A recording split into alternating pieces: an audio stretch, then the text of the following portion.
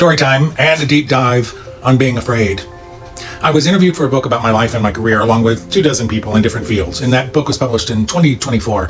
The book was formatted such that we all got the same list of questions to prompt the interview and ultimately what would be written about us. The last question that we all got was this one: what are you afraid of? My first response to this final prompt was nothing. And in a follow-up interview, they asked me again, what are you afraid of? And I said nothing a second time.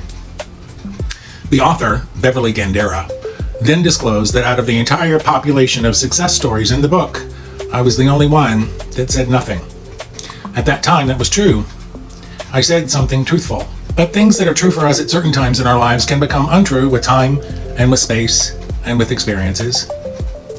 I live most of my life believing on the deepest possible level that there's nothing to be afraid of. But that doesn't mean that I'm immune to being resistant or feeling fear. It just means that I have to wrestle it, look at it, address it.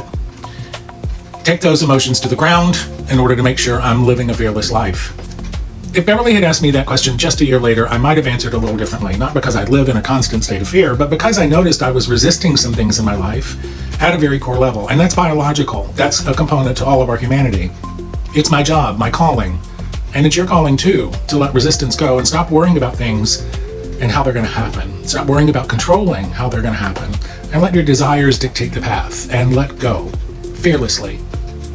I often work with artists and entrepreneurs on dissecting fear because it is the most common cause of failure in art and in business. And I'm not a therapist or a neuroscientist, a behaviorist, or an expert in quantum realities or consciousness, but throughout my career, I've been attached to literally thousands of artists or their projects, and I can tell you this from my lived experience.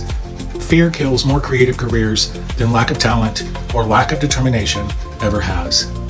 Fear kills more businesses than marketing fails or product inadequacies. And I'm going to want to say that one part again, so hear me. Fear kills more creative careers than any lack of talent or lack of determination ever has. Our resistance is a symptom of our fear as a root cause. We resist uncertainty and risk. We resist people and emotions. We resist as a natural part of being. And we experience fear in cycles, just like we experience mental and emotional cycles of all kinds. The key is to remember that being afraid of how your career is going to unfold means that you've got to stop immediately and check yourself. Sit in the resistance and question it. The how. The how is not up to us, even if we are ultimately responsible for planning and executing certain tasks and strategies that will move us forward toward what it is that we really want. The how is a fulfilling and often surprising reveal that we must remain open to. So if we conquer our own resistance narratives and let go long enough for our lives and our careers to unfold, we can get to a place of true momentum and evolution of our deepest wants. Today, I'm back in a place that if a different interviewer were to ask me, what are you afraid of? I can honestly say nothing. But that didn't happen without focus and self-awareness. Take out a piece of paper. Here's a challenge for you. Find a quiet space in your own spirit and handwrite what comes to mind when you ask yourself, what is it that I'm resisting because I'm afraid? If you complete that challenge, you have your work ahead of you.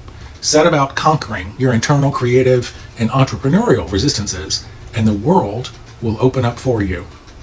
It's likely you'll find in that quiet moment of reflection that nonsensical or untrue beliefs surface. Things like, I'm too old to start now, or I missed my calling. I don't have the talent, I don't have the money, I don't have it in me. These are statements of resistance that I hear from creative people all the time. So what can you do to address your own specific resistance list? Unpack it.